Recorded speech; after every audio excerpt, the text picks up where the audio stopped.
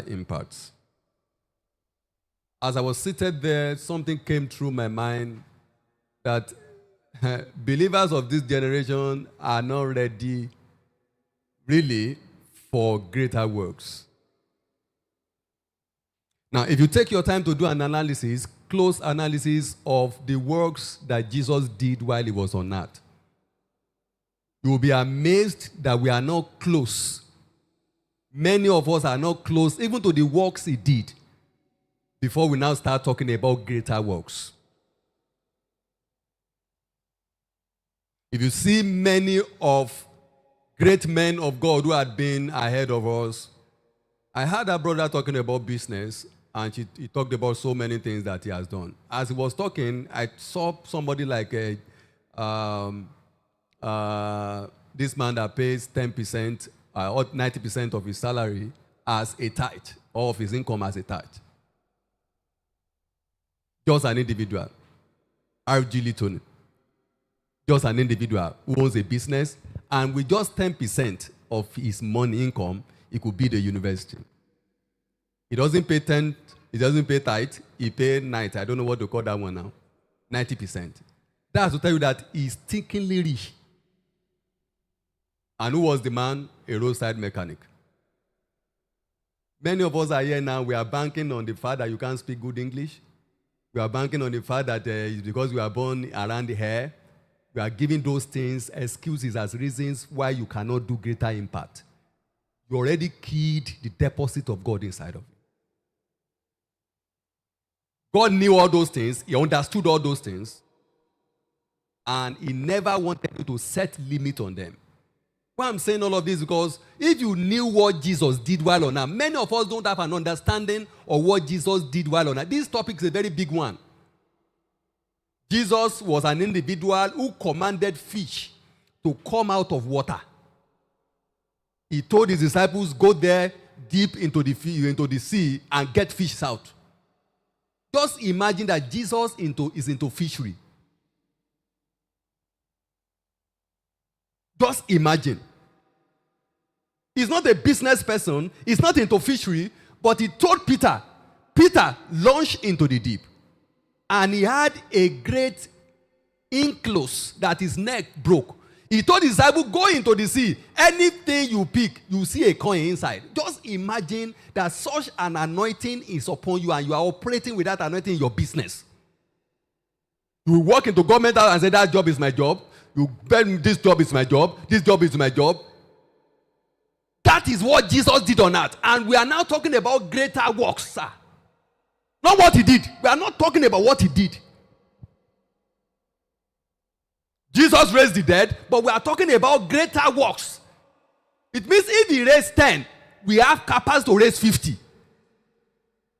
Is somebody hearing what I'm saying? We are not talking about works. We are talking about greater works. So that is a big topic. If you have been living your life as a believer casually, giving you casual results, you must wake up now because the mandate is greater works. Greater works, you can't sit down. Many of us, as we have not started the message. I'm just trying to tell you the implication. I've not started my own.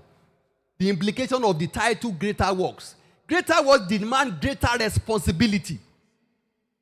You want to do greater works, you wait, they preach to you for 2 hours, you stand up on your feet, you are looking at time. That is not grace for greater works. People do greater works. Fast for ideas and concepts. Insight. Deep one.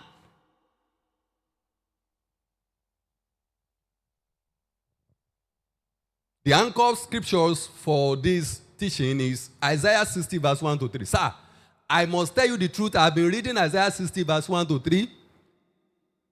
But the first time I opened this to consider the topic given to me, fresh light came upon me. He said, arise, shine. We will analyze those verses of scriptures before I go into the main teaching. Arise, shine. You can arise and not shine.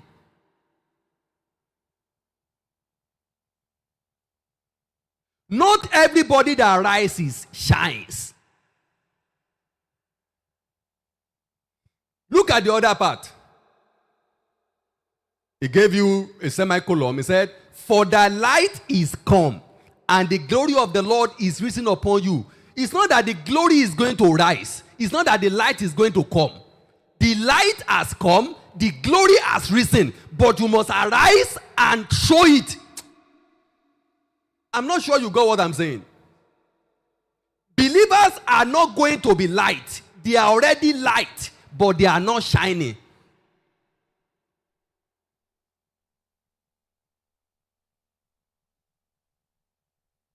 For the light has come. That's a past tense. The glory has risen. But your task is to arise and shine. Now, what God is going to do about this end time is already set to, sir.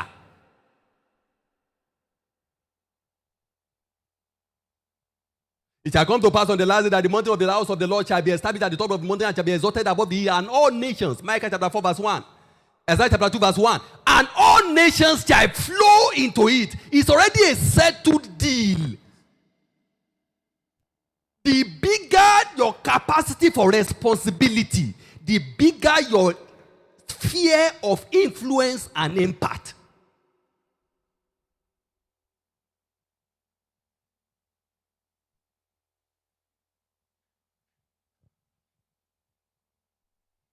Arise, shine. For the light has come. Now, they may restore power to this place, but it doesn't show because they restored it. It showed because you switched on the light. Many of us are light carriers, but we are not shining. Because it takes taking responsibility to rise, to shine. Let me ask us this question. When you see that the bulb went off, and all of a sudden you saw the thing shining again, what do you say? They are brought what? Answer me now. No, that's a bad English. They said they are brought light. That's Yoruba English. But the correct English is power has been restored. What God gives to you is power. What you do with it is shine. You are not getting what I'm saying.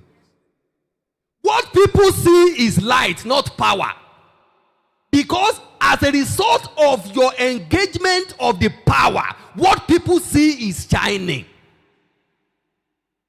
But what God gave to us, to them that receive him, he gave power. There is a power of sonship. Romans chapter 8 verse 19, he said, for the earnest expectation of the word. What do they wait for? For them who does the manifestations are you. It's not God. The earnest expectation of the word waits for the manifestation. It's not God that will do the manifestation. It is you. Who will do the shining? You. Arise, shine, not God. If you don't shine, God will not shine. Capacity to shine is in you.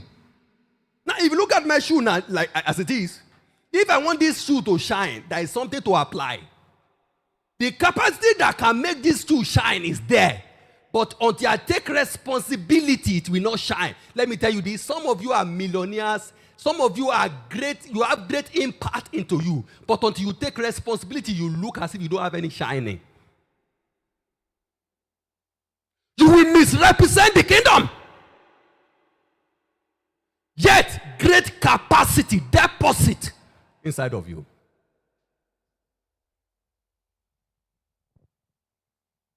Verse 2 says, behold, the darkness shall cover the earth. I've never seen it this dimension before, sir. He said, behold, the darkness shall cover the earth. Mark it. And gross darkness the people. Why is he separating these two things? Darkness shall cover the earth. Gross darkness the people. There are two different kind of category of personalities there. The heart, the people. Talking about leaders and general people. What we are seeing today is darkness covering the general people. But the greater darkness is upon the leaders. darkness will cover the people. The darkness upon the people is an extension of the gross darkness that is upon the leaders. You are not getting what I'm saying? Now, let me tell you, the poverty we are suffering from today is an extension of the poverty mentality that is in the heart of our leaders. You are not getting me. You are not getting me. It's poverty mentality for somebody to say he wants to acquire all the wealth of the world and keep it alone. The person is the greatest poor person in the world. The darkness that we are experiencing in the world today is an extension of the darkness that came from our leaders. And that's why Bible says, darkness shall cover the earth. Gross darkness. The people. There are different sets of people who carry gross darkness. They are giving people share of the darkness. What we are experiencing is the share of the darkness upon the people. There is a principle we call Pareto principle. That 10% of the people are the one who controls the 90% of the people. Who are the people who make the decision for this Nigeria? They are not more than 10%, sir. Are they even up to 1%? 10% of the things you do, they are the things who amount for 90% of the things that you get. So, they are the people. Gross darkness is upon them. But look at what the Bible said about them. But the Lord shall rise upon thee, and his glory shall